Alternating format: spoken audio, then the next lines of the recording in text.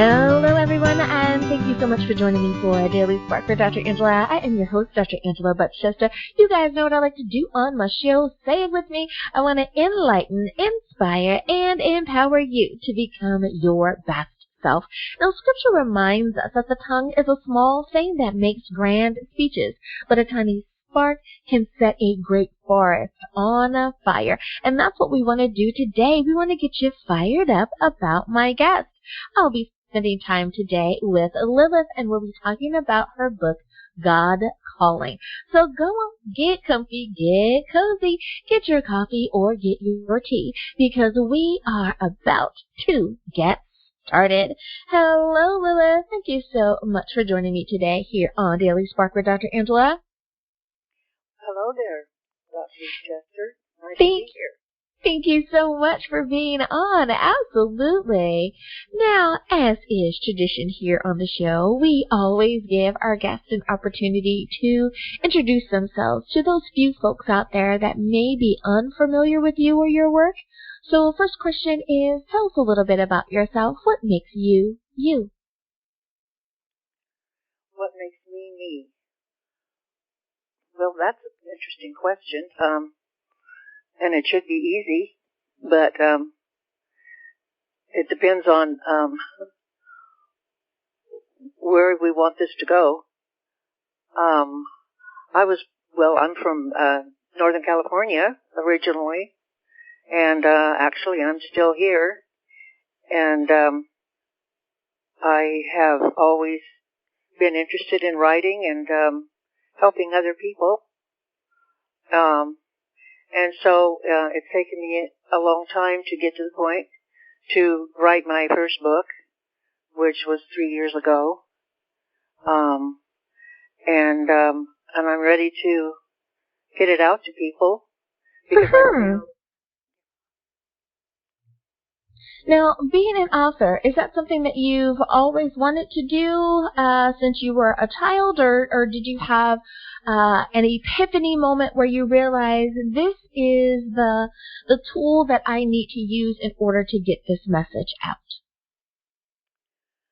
Actually, yes. Since I was a child and first learned to write, and always loved English and the written word, and was sort of channel guided over my lifetime to finally having it sort of crystallize and become a focus for me to finally be able to share my experiences and my knowledge with other people, hoping this will be Now, the title of your book, God Calling, how did you come about that title? Did the title come to you first? Did it kind of develop out of your writings? How did it turn out to be that title? Well, it came to me, actually, loud and clear, as sort of an attention, please, wake up call to be able to start out in my own way of getting attention, and to be able to let people know what I've gotten and what I want to share, which I feel is very important at this time, especially now, even more so after my initial writing it. It appears to me that it's even more important than it was at the time I wrote it, as far as the message. Now, as far as the ideal reader is concerned, I usually ask it this way. Would you say that the book is appropriate for someone as young as high school, that would be between ages like 14 and 18? Or perhaps should they be college age and older? Do they need a little more life experience? Actually, I think in this day and age, I think high school is a very good place to start, because young people are searching and they're looking for answers, and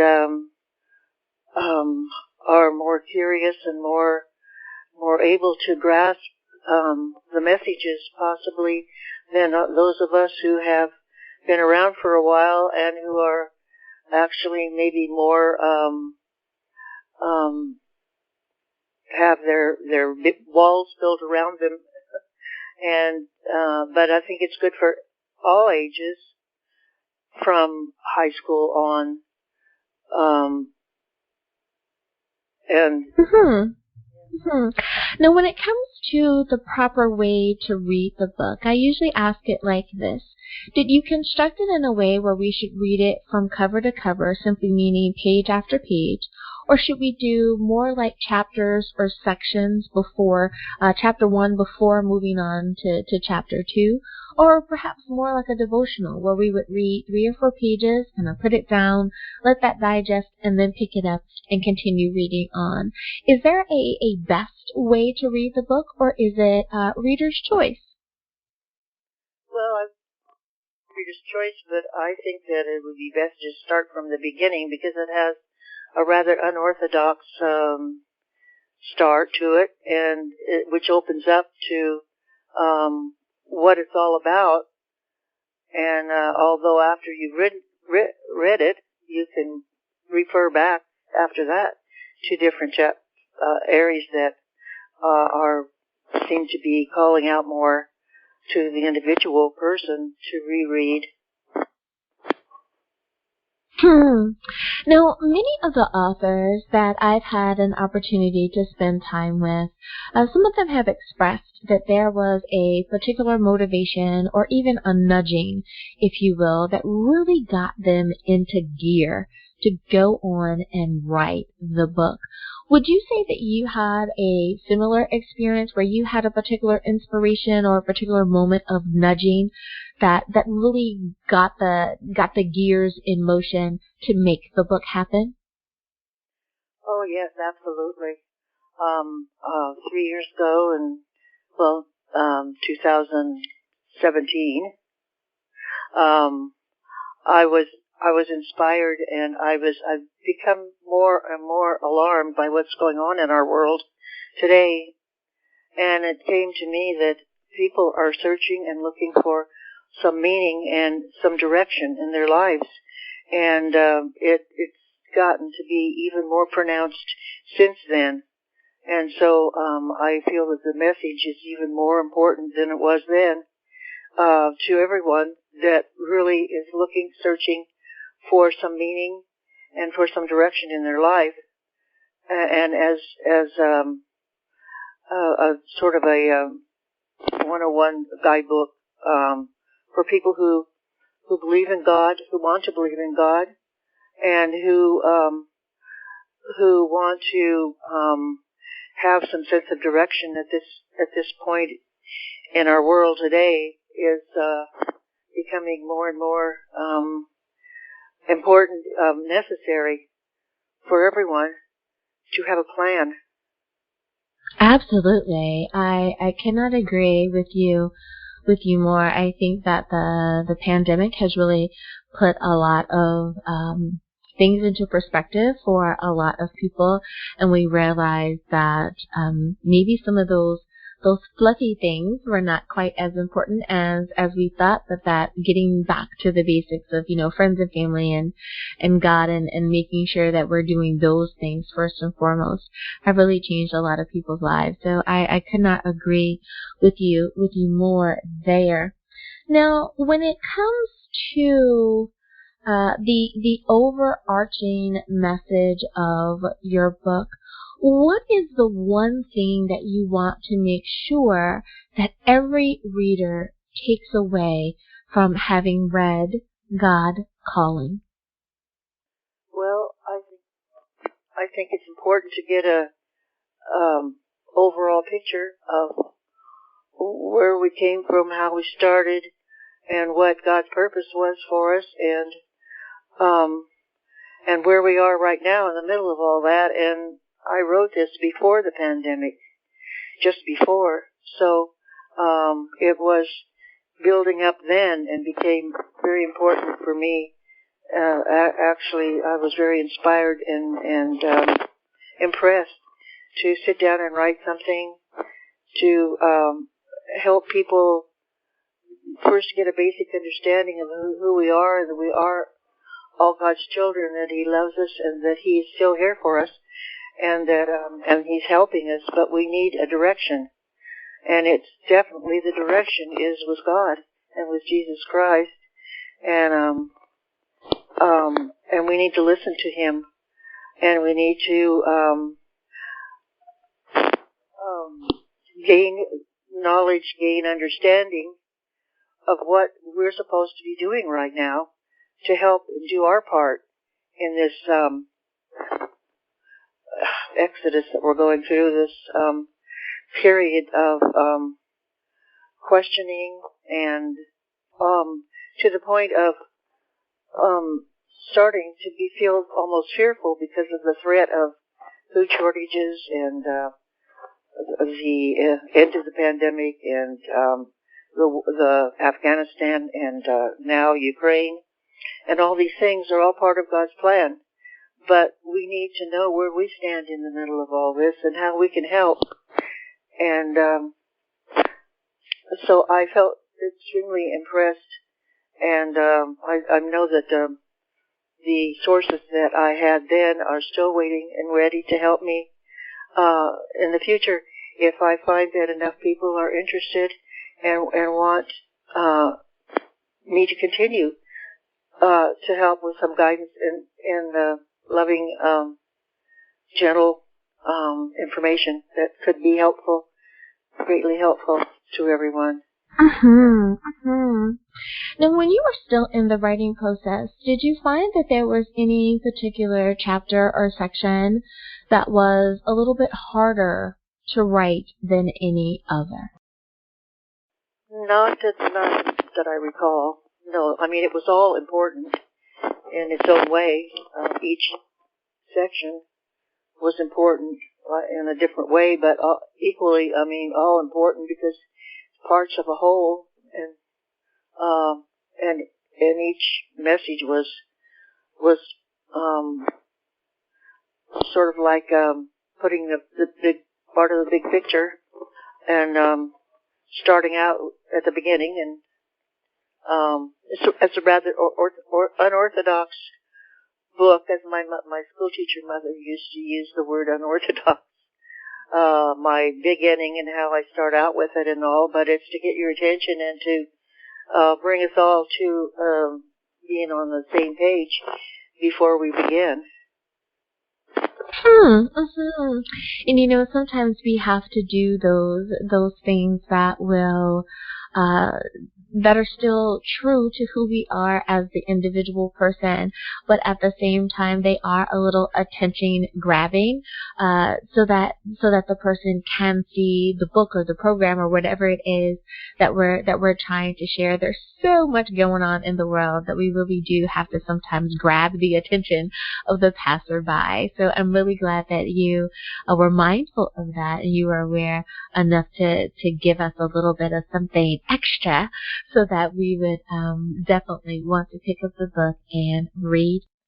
Lilith, it is time for us to go to break, but before we do, can you remind everyone, please, what is the title of your book, where can we get a copy, and of course, how do we stay in contact with you?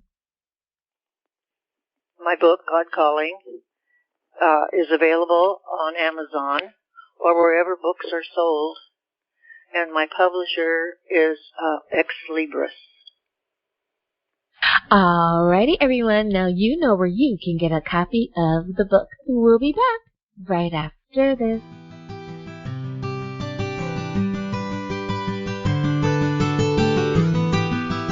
And we are back. Thank you so much for joining me for Daily Spark with Dr. Angela. I'm your host, Dr. Angela Chester. My guest today is Lilith, and we're talking about her book, God Calling. Now, Lilith, my next question for you is, there are some folks that like to read a book that is trending or current, or some folks will say like on topic. You know, it's a book that's relevant to the things that's going on in the world today. How would you say your book is relevant to what's going on in the world today, or what makes it special and unique that helps make it stand out from some of the other books out there on the shelf? Well, I think it's spot on. It's extremely relevant to what's going on today. In fact, even more than when I wrote it 3 years ago. And it definitely brings into play what the world situation and also our place in the world and how we view it and how we need to address it and be part of the cure, part of the answer, and for our own individual well-being and peace of mind. Oh, I like that. You know, like you said, with everything that's going on in the world, we do need to get in contact, or, you know, have those resources that are going to help us be our best selves, because I do notice that things are quite different now, and we need to prepare ourselves for what the future brings. So you are so right there.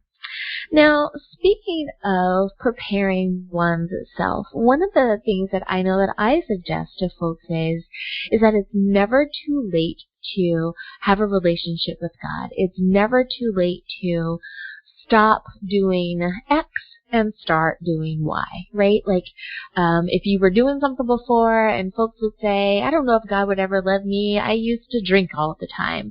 Well, it's never too late to put that drink down and say hello to God. I think God is waiting with open arms for each and every one of us, wherever we are. With that being said, and you kind of touched on this earlier, when did you find that you were having a personal relationship with God, that it was more than just what other people were telling you about God, but that you were finding those things out for yourself? Well, I think from a fairly young age, luckily I was, my mother took my brothers and I to church. I was in the choir,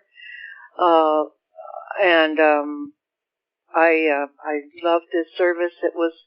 It was in keeping with the respect, the love and respect and uplifting that one would like to see happen in a church, and being introduced to God and Jesus. And from there, it helped me in the future as things happened and kind of became a broken home later on, and always sort of referred back to God and Jesus. And I'll never forget a song that was popular way back when I was a kid. It was called He, about God and Jesus. And I would sing that to myself in troubled times. And it starts out, He can turn the tide and calm the angry sea. He alone decides who writes a symphony. He makes every song that makes our darkness bright. He keeps watch all through each long and lonely night. He finds the time to hear a child's first prayer. Saint or sinner call and always find Him there. Though it makes Him sad to see the way we live, He'll always say, I forgive. That was sort of like a mantra for me, among other things. And it's guided me all the way through my life, not just that song, but so much more. And in going to church and in being led back to God many times. And I think now we don't have any more time to think about it or to decide whether or not that's what we want to do, because we have a choice now to either go with God or the alternative is not too pleasant. Mm-hmm. And thank you for sharing that song. I am such a music lover, Oh, and I think that music is so amazing. I will tell people it's like, please don't just listen to one particular style of music, to one particular if your parents listen to one type, you listen to that and then listen to something else, or ask your favorite aunt or uncle or your favorite person at church what are they listening to as well, because music has a beautiful way of touching our heart and really inspiring us. And as you were saying those words, it's like, wow, I've never heard that song, but those words are awesome. I see why she's inspired about that. I remember the first time I heard the song, the words to As the Deer, and it was like, wow, as the deer panteth for the water, so my soul, longeth after thee. And I was like, wow, like you read it in scripture and it says a certain thing, but when you hear it to music and you're like, wow, that really changes, and it really can be that motivating factor. So thank you for sharing that. That's going to make it on someone's playlist this week. So I love that. I love that. That's a little added bonus that we got. Thank you, Lilith. I appreciate that. Now, with all of the authors that I talk to, I like to shift gears just a little bit, and I love talking about the book, but or about their book. But at the same time, we know that the aspiring authors really like to pick your brain as well, and they like the questions that I ask. So I try to ask as many of the same questions as I can, so that we get a real well-rounded view of what people think. With that being said, again, I want to shift gears just a little bit. So there's no right or wrong answers here. When it came to that moment where you have finished editing, you have selected your cover, everything is ready to go, and it is now time to publish your book, every author has to decide, do I self-publish? Do I use professional services, like people who do this? Do I utilize their service? Or do I pitch my book to one of the very big brands and see what they say? How did you go about determining which way you would publish your book? well, because I'm a novice at this, my first book, I really needed help and guidance to be able to get this accomplished. So I did turn to a publisher. I don't know. Maybe in the future I would try to self-publish. I'm not sure yet. I have a lot to learn on that score, but I really do like the guidance and the help of someone who knows the ropes and knows how to get without a lot of twists and turns and mistakes. So for me, right now, until maybe at a future time, I would prefer to have it published by someone who knows what they're doing. Absolutely, absolutely. And you're not the first person to have expressed that either. It's like that's what professionals are for, right? It's like, Right. why spend all the extra money getting it wrong to have to pay to get it right, where I can just utilize a service that takes care of all of that for me, and I can just pay for it and make sure that it's going to be right the first time. And then I have to kind of nod my head for a lot of reasons. It's like it totally and completely makes sense. So absolutely, absolutely. Now, many times there are lessons that we learn along the way, be it that it is about publishing a book, or in your sharing your story or writing the story of your book, you also get some epiphanies about yourself, simply because hindsight is such a 20/20 experience. Are there any things that you would tell your younger self that you think would help you be your best self today? Well, that's a good question. I think one thing is I would tell my younger self that to act on my deep feelings about what I want to do, and to realize that it seems when you're young, time goes by very slowly, but that's not the real case at all. Time goes by too fast, actually, and if you wait too long, you'll miss the opportunity to go ahead. And if you make a mistake or two, that's okay. It only means you should just keep trying and not give up. Just keep trying. If there's something you want to do and you have wanted to do and you still want to do, then you really should look into it and go for it. Absolutely. I could not agree with you more. And I think that as you kind of transition from those various stages and phases of life, it's kind of like when you're about to turn 30. Many times people are like, oh my goodness, I'm about to be 30. Like, I'm officially like an adult. I cannot turn back now. and it's like, oh no, I didn't really have a problem turning 30. I was okay with it. But I think it's because I knew that it was coming and I was preparing for that moment. And some people do not prepare for that moment, like you said, and they kind of blink and they realize they're there, and it's like, whoa, what happened? And they didn't really utilize their time as properly as they could have. That is a golden piece of advice right there, Lilith. Thank you so much for that. Utilize your time wisely. Don't let it slip away from you. There are some great things that we could be doing in that time. I love it. I love it.